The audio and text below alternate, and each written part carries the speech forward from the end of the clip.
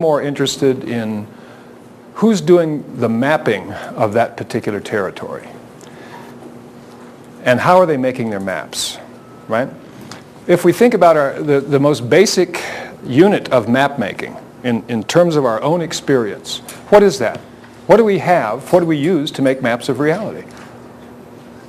How do we do it? Senses. Senses. Whew. And how many do we have and what are they? 5. We've got 5. 6? The sixth sense. I hear a metaphysical discussion coming up. Oh. We can all agree that we're familiar with the senses: visual, the eyes; auditory, the ears; kinesthetic, feeling senses; olfactory, we just experimented with that at lunch; and gustatory, right? And this is our nervous system. And what our nervous system does as a human being is that interacts with reality. And it has sensations, right? If we look at it graphically, I will demonstrate my great artistic ability by making a picture of this guy. Here's a human being. And if we look at this human being, he's got a visual sense, and he's got over here a big auditory sense, and down here he's got a kinesthetic sense. And just like you guys, this human being is experiencing reality. Reality we could represent as a purple blob, for lack of anything better. So our senses meet reality, and then what do we do when we have an experience of something outside our senses? Reaction. Okay, and what do we react to? What do we react to? Stimulus. The stimulus. Our interpretation. That's an interesting thing. What happens is that we have a stimulus, right? Something happens in the photic receptors of the eye, the kinesthetic senses of the finger. There's a sensation. That sensation goes up into the human biocomputer, which is about 1 kilogram of magic encased in 1/8 of an inch of eggshell right here sitting on your shoulders. And what this does is it creates a map of reality. And then the human, us, we move through the world responding to this map of reality, right? That's what allows us to return to the correct condo tonight, right? That's what allows us to recognize our mother-in-law when we pick her up at the airport. That's what allows us to find our car in the parking lot at the mall, is the map of reality that we refer to. And that map was generated by external stimulus, right? Now, on a very basic level, this is how it goes on. But at a deeper level, these maps of reality become really complex. Like an experience perhaps when you were 7 years old and you were on ice skates and the spotlight was on you and you had this intense experience, that emotional state goes into your map of reality too. And we have a sense, kind of a surface understanding that our beliefs are really maps of reality. Our beliefs guide us through the territory of life. We respond to the world and other people quite often based on our beliefs. Some of those are personal beliefs, some of those are cultural beliefs, right? So there's layers and layers and layers and layers to these maps. But the primary map-making tool are your senses. Your visual, auditory, kinesthetic, olfactory, gustatory. But primarily in NLP, we explore at great depth the senses, the visual, auditory, and kinesthetic senses, right? And for map making, they're absolutely invaluable. Because if these are cloudy, obscured, dull, what kind of map do you create? A cloudy, obscured, dull map, right? There's simply things that happen in the world that you're unable to perceive, right? There's kind of what you could call a threshold to your perception, right? You're only able to perceive what your senses allow you to perceive. In a real practical sense, some examples of this, I heard a story told about Andres Segovia once, who's a great flamenco guitarist. And he was in his room in Seville, I think it was, And another guitarist, a very accomplished musician, was visiting, came into his apartments and saw Segovia's favorite guitar sitting there. Right? And without asking the master, which was a faux pas to begin with, he went over and picked up the guitar, without dropping it, fortunately, and began to play some really nice riffs, some really good music. And when he finished, he sat down the guitar, he turned to Segovia and he said, "Well, it's a very nice guitar, but I noticed that the 6th fret is slightly high and it doesn't give the purest tone, right, on the bass strings." And Segovia said, "Yes, this is true. It makes it unique. And I noticed that even though you had trimmed your fingernails this morning, you didn't file them." Right? This guy could detect whether or not fingernails had been filed. So his auditory sensory acuity was really top-notch.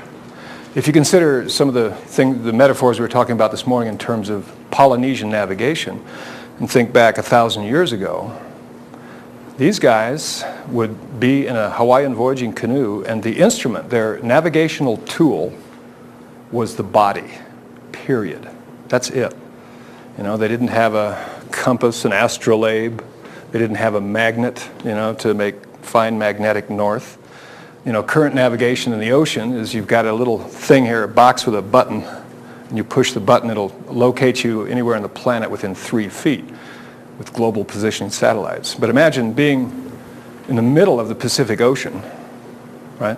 And you've got another 1,100 miles to sail, and you're the only tool that you have. So navigation by these folks was done with the senses. This is it. They had the senses to deal with reality, to follow a map, and to create a map to lead to a destination. So what do you suppose they used visually to navigate? Stars. Stars were they're most precise. The big star helped orient them during the day, which was the sun. It always came up in the east and gave them, directional references. And also the moon, reflection of the sun. But the star patterns at night, the constellations, right? The Hawaiian navigation is referred to as itak in Hawaiian. And a good navigator, I met a good navigator, as a matter of fact. His name is Sam Ka'ai, and he was the first navigator, I think he was the first navigator, on the Hokulea, which was a reproduction of a Hawaiian voyaging canoe that sailed from Honolulu to Tahiti in 1983 or 84, I believe it was. And he navigated that whole journey just with his senses, nothing else, right? And he was talking about Hawaiian navigation, and a good navigator, traditional navigator, can hold something like 27 different stellar maps in their mind. Because, if you've watched the stars at night, they change, right? Because the Earth is rotating, the stars seem to move, so the constellations move. So if you're watching the horizon, a certain stellar configuration comes up. It's very easy on a boat to sail right for that star. You're very precise. But since the world changes, reality is tricky, slippery.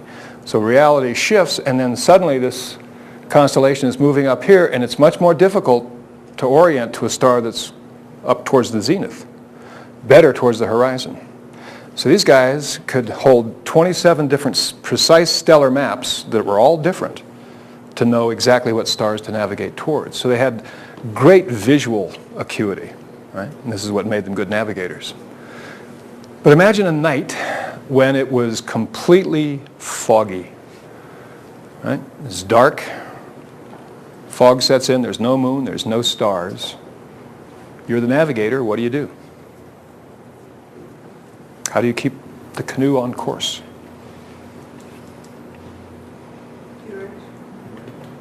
Sense of direction. Sense of direction, exactly. But what do you use to trust it, right? You were saying that you're beginning to trust your emotions and your intuition, right? That's a useful thing to do if you have the evidence of it being trustworthy, right?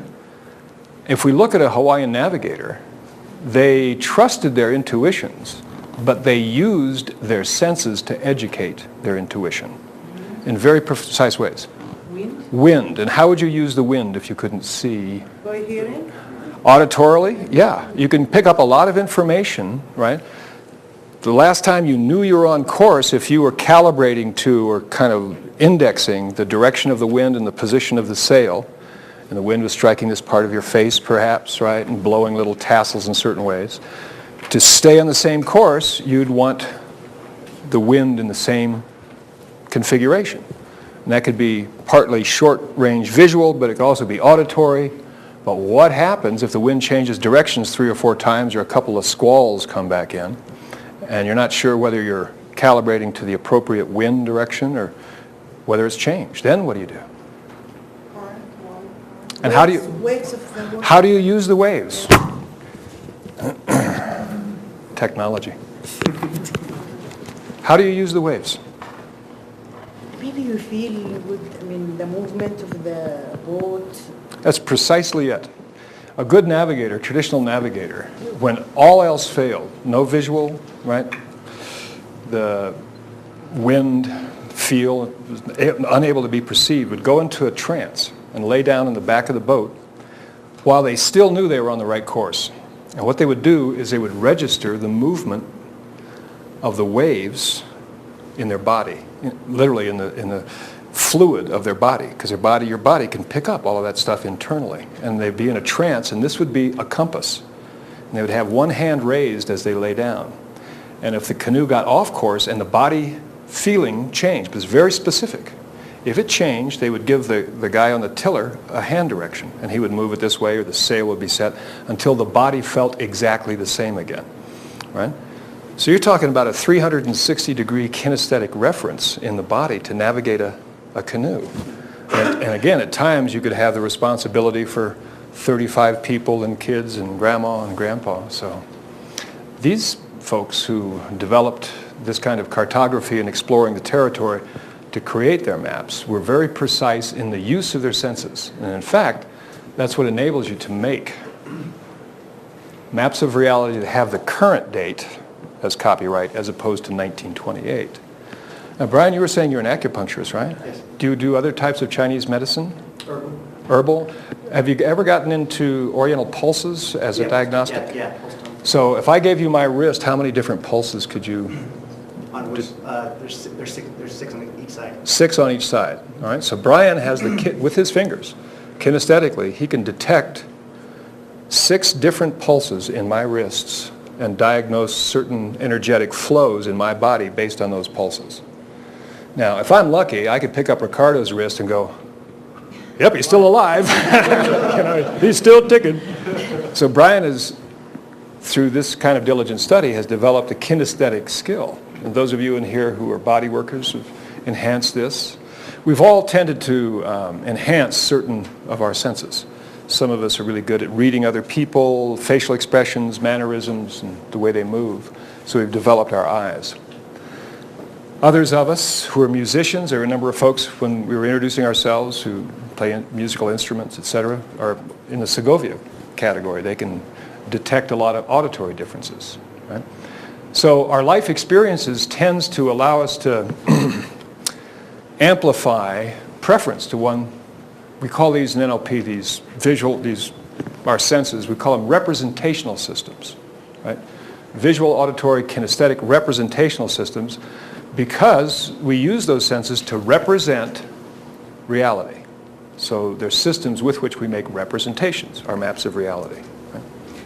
But what allows us to do this, again, are our thresholds of perception.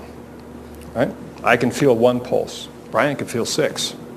So his threshold of perception, he's lowered it. So what's happened for Brian is he has an inflow of what we call in NLP news of difference. In other words, there's a lot of information he's picking up here, and I'm not picking up much because my threshold's way up here. But as the senses become more finely tuned, the thresholds of perception lower. And literally, the world changes. Right? People's wrists aren't the same thing to you now as they were 5 years or 10 years ago. Right? There's a totally different perception. And a musician knows this. I mean, we all know this about various things in our lives, the things that we really have tuned our senses to. So when we begin an NLP practitioner training, we begin with what is, in a sense, the most basic and the most important. The instrument with which not only do you make your maps of reality, but the instrument with which you'll be changing your maps of reality over the course of the next 5, 10, 20 days, right? Which is your nervous system. It goes back to a kind of a classic quote from one of the, what would you call him? Not really a grandfather of NLP. He's more like a mentor to the world of NLP, a gentleman named Gregory Bateson. Some of you may have read Bateson's works. He's written a number of things. He wrote I think a really important book called Mind and Nature, and in it is the following quote. He says that the argument of this book presupposes that science is a way of perceiving and making what we may call sense of our percepts, right? So science perceives and it makes sense of things. But perception operates only upon difference. It's like the wrist. My sensory acuity or my sensory awareness, the threshold of it, is only able to detect one pulse, right? If I lower the threshold, I can make greater distinctions and have greater news of difference, as Bateson calls it. All receipt of information is necessarily the receipt of news of difference, and all perception of difference is limited by threshold. Differences that are too slight or too slowly presented are not perceivable. So in my experience, the pulses in the wrist are too slight. I haven't tuned my nervous system. Brian has. For him, they're not too slight. He can perceive them, right? So for me, they're not food for perception. I am totally unconscious of them. It follows that what we can perceive is always limited by threshold. That is, what is subliminal will not be grist for our mill. Knowledge at any given moment will be a function of the thresholds of our available means of perception. Do that one again. Knowledge at any given moment will be a function of the thresholds of our available means of perception. Right? That absolutely determines your level of knowledge, is your ability to make sensory distinctions. Right? It gives the examples that the invention of the microscope or the telescope disclosed what was utterly unpredictable from the levels of perception that were achieved before that discovery. So you think about what world the microscope or the telescope permitted you to perceive. Now we have the Hubble Space Telescope and electron scanning microscopes that reveal worlds that we were totally unconscious of. We had no idea they even existed. The same thing, exactly the same thing, is true of your nervous system. There are worlds that exist that you know not of, right? Simply because those thresholds of perception have yet to be lowered. And sensory acuity is how we call this in NLP, how we refer to this, sensory awareness, these thresholds of perception. And sensory acuity is something that is going to begin today and it's going to continue forever, right, Adrian? I'm still practicing it, right? And I've been doing this 20-some years. To tune. That's exactly right. Relax, this isn't 1 and 1 is 2 and it's always going to be 2, right? This is a threshold of perception that you can literally continue to lower and lower and lower and lower. And each level that it drops, the more sensory awareness you have, the more the world changes. And it's sometimes difficult for, us to really understand the impact of this because we seem so familiar with seeing and hearing and feeling. Well, we just do it, right? And we tend to want to, well, what's the technique or what's the pattern or how do we do this, right? This is the instrument that you use to become a master of NLP. This is the instrument that you use to become a master at your relationship with your wife or your kids. This is the instrument you use in business. This is the only instrument you got. And to the degree that you're able to shift these thresholds of perception, then news of difference begins to flow in. Those maps are updated from 1928 to the current date, right? And you begin to respond to things as they are, not as they were represented years ago.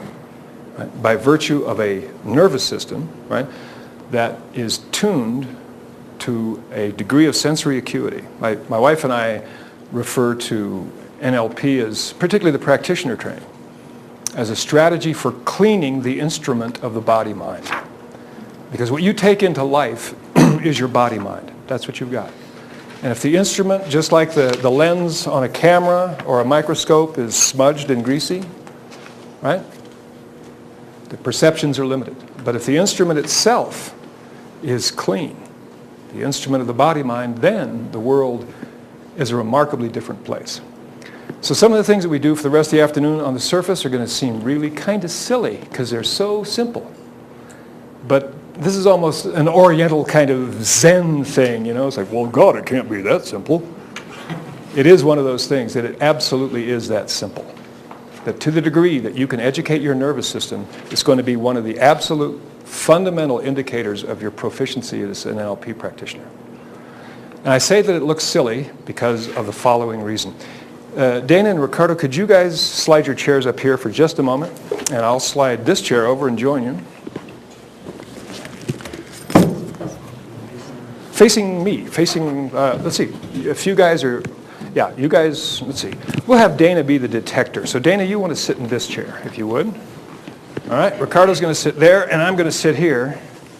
And what we're going to do is we're going to afford Dana the opportunity to lower the thresholds of perception in exactly the channel that she was saying earlier she'd like a little tune-up with or a little exploration of, which is the auditory system, right?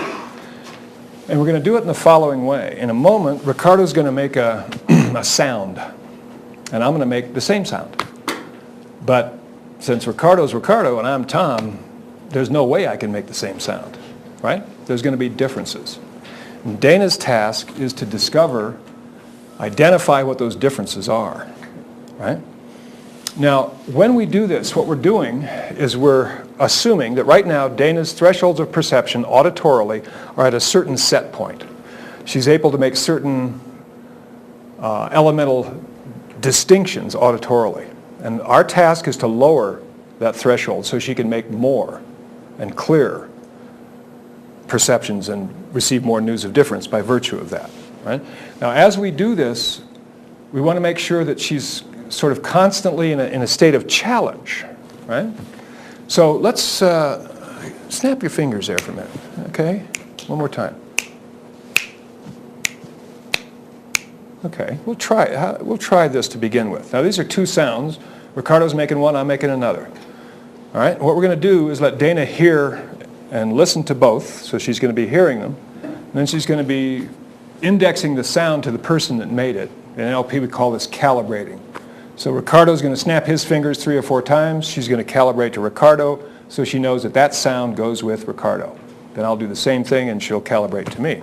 So what you need to do, since it would be a little bit easier to know who's doing the finger snapping with your eyes open, is close your eyes. Right now? Yeah, right now. Now Ricardo's going to snap his fingers and then say his name. Ricardo. Ricardo. Ricardo. Ricardo. Got it, Dana? Okay, now I'll do the same. Tom, Tom, Tom. Got it? All right, now is there any doubt at all? No. Yeah, and why's that? Because you said your names after. She's good. Boy, I thought this was going to be hard. All right, so here's how we're going to work that. In a moment, with your eyes closed, we're going to randomly, one or the other, we're not going to tell you who, they're going to make a snap of the finger, and your task is to guess, based on your calibration, who it is, right? If you guess correctly, the person who did it will say correct. If you guess incorrectly, they'll say no and give you their name. All right, so you can update your map. All right, so we're going to begin. You ready? Mm-hmm. Tom. Correct. Tom. No. It was Ricardo. Okay? Ricardo. Correct. Tom. Correct. Ricardo. Correct. Tom. Correct. Okay, now that's about 4 in a row. So she's got it made. In other words, she knows the distinction quite well. So what's happening, there's no news of difference coming in. There's no stretch to her auditory receptors. And the reason for that is because these two sound stimuluses are sufficiently dissimilar that she can pretty much easily detect the difference. So now what we want to do is make them more similar. All right, so we'll continue, and we'll begin again. You know, I was using location. partially. Well. I could locate where they were. And this is the kind of thing that your detector, your pattern detector, wants to be aware of. What are they using to make the distinctions? Because location is only one possibility auditorily. There's lots of other possibilities that you can discover. So now that we know that she's doing that, we're certainly not going to do it again, are we? All right, so are you ready to roll again? Ready, Dana? Mm-hmm. Okay. Tom. Correct. Ricardo. Correct. Ricardo. Tom. Ooh, you were soft. Right. So now we know that she's using another, these are called submodalities. So you got the modality, the representational system, auditory, then the subcomponents, one of which is location, also volume, right? So let's carry on. Ricardo. Correct. Ricardo. Tom. Right? Tom. Ricardo. All right. Now we're at the other end of the range. We're at the range where pretty much regularly she's not getting them correctly. That means that she's not learning anything. It's just random. Could be one thing, could be the other, right? Okay, I guess I go home now. Okay. I was doing so good just a moment ago. So now what we want to do is make the sound a little bit more dissimilar so she can detect the pattern. In other words, we're not trying to make sure that she never gets it right. What we're trying to do is stretch her awareness. So in terms of this exercise, where you want your pattern detector to be is at about 70% correct, maybe 75, something like that. If they're getting them all right or all wrong, nothing is happening. There's no news of difference. They're not really calibrating to any distinctions of significance. So we'll carry on just a bit more, okay, Dana?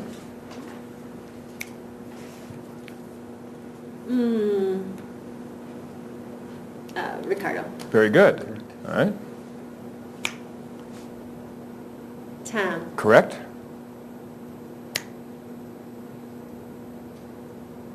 Tom. Ricardo.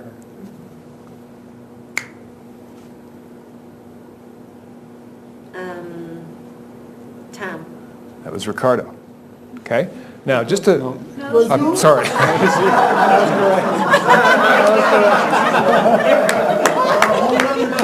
It was? Well, where was I? Correct. Now he's totally confused. Exactly. Let me offer a brief recommendation. That if you start to process the stimulus for too long, right? What do you start doing? What were you doing when you heard them and then there was a pause before you made your decision? What were you doing inside? I was trying to figure out who's to Right, and how are you doing that when you say you were trying to... Well, you know, how was I doing it? It's like, well, usually Tom is louder than Ricardo, but they change that occasionally. Right. So what are the chances they've changed it this time? Right. So in a sense, what she's saying is the first thing that she's done, right, is she's gone to internal dialogue. So now she's talking to herself. So that whole external awareness of the auditory is completely gone. The longer and the more she talks, the further away she is from the explicit stimulus itself. So just as kind of a guideline on how to begin to get to be really good at this, you want to go with whatever your first impression is. Just the quicker. Speed is important. It can be really important. You start trusting your senses rather than having the mind figure it out. Because if you've processed this information for more than maybe 2 seconds, it's like flipping a coin because you're so far removed from the stimulus. Okay? If at any point during this little round here, your pattern detector is perhaps losing the calibration, it's fine to stop and recalibrate. Okay? So we could do that again, and we'll give you Ricardo a couple times. Go ahead. Ricardo. Ricardo. Ricardo. Okay? And then Tom, Tom, Tom. All Now right? you guys are in the same location, aren't you? Yep. Okay. Okay? So you want to have your guess really quick. Okay. So guess right now? Yeah. That's what quick means, yes. Ricardo. Very good. Okay, ready? Tom. Correct? Tom. Ricardo. Ricardo. Tom. Tom. Correct. Ricardo. Correct. Tom. Correct. Ricardo. Correct. Ricardo. Tom. Tom. Ricardo. Tom. Ricardo. Ricardo. Correct. Ricardo. Tom. Tom. Ricardo.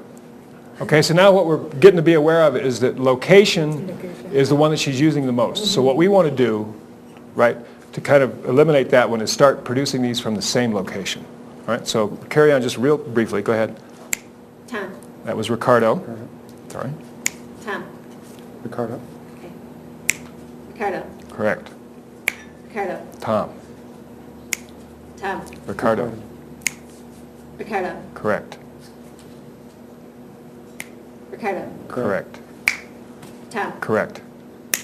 Ricardo. Correct. Very good. Now that one was particularly good because his volume matched mine, the location, and there was just an instant of hesitation and boom, she blurted it out. Right? So, well done, Dana. Way to go. Absolutely. Thank you both for letting us lower some thresholds here. Let's slide those guys back. Alrighty. This is going to be the first little round with two partners. There are going to be two pattern generators and one pattern detector. Okay? And again, so the guidelines for this are, your intention as the pattern, the finger snappers, is to lower this person's threshold of perception by stretching this sense. If they're getting them all correct, there's no news of difference. If they're getting them all wrong, there's no news of difference. You want them to be getting correct guesses at about 75% of the time. So there's lots of different sounds you can use. Finger snaps is just one. You can rub your hands together, right? You can make a tapping sound, part of the body. You can just make up a sound, crumple up some paper, anything that you can reproduce that's pretty much the same, one person to the other, right? And then what we'll do is we'll do a 5-minute round per person. So as we're doing this, and it gets faster once you kind of get streamlined, we'll start, Dana would be doing this for 5 minutes, so we'd switch, and then Dana and I would be generating, Ricardo would be guessing, and finally I'd be guessing. So it's kind of a round robin, 5 minutes each. Okay? Any questions about this? Yeah? Do you use voice sounds or just doing... You can give it a shot. You can give a, mba, or whatever you'd like, right? As long as they're close enough to make it a challenge to know which one, and different enough that they are perceiving news of difference, right? Now, a couple of guidelines again. If you're the guesser, do it quickly, right? Because if you don't, and you get lost in internal dialogue, or you start making pictures of one guy's hand and the other girl's hand, or whatever it is, this removes you from the stimulus, and then it becomes a 50-50 chance. Yeah, Ivan. In the university, when I was studying, they said that first it was accepted that the first thing you guess is correct, but then statistically they find out that actually it's not. So I was just wondering which one. Well, if you'd like to explore that, you can try it both ways. Yeah. And then you'll have the answer for yourself. All right, any other questions about this? Are you changing location of the sounds as well? You can do that. We were doing that initially, but it was obvious from the beginning that Dana could get the location pretty easily. So then we brought it closer together to make that more of a challenge. And she primarily was calibrating to volume, right? So also be aware of what kind of distinctions are you picking up. Are you really good at detecting auditory location? Are you better at things like sort of auditory volume, right? Anything that you notice in the auditory field. Okay, so when we break for these small exercises, we've got the outside. There's an area, a little patio area over here. You can do this seated or standing. Doesn't make any difference. You can arrange your chairs anywhere you want in the room. In about 20 minutes or so, when we get together as a whole group, just reset the chairs with respect to these little blue lines, and we'll be in business. All right? Find two partners and lower the thresholds of perception of their auditory representational system. Keep the same position. You rotate. Keep the same three people. Once a detector, then it's... Right. 5 minutes each.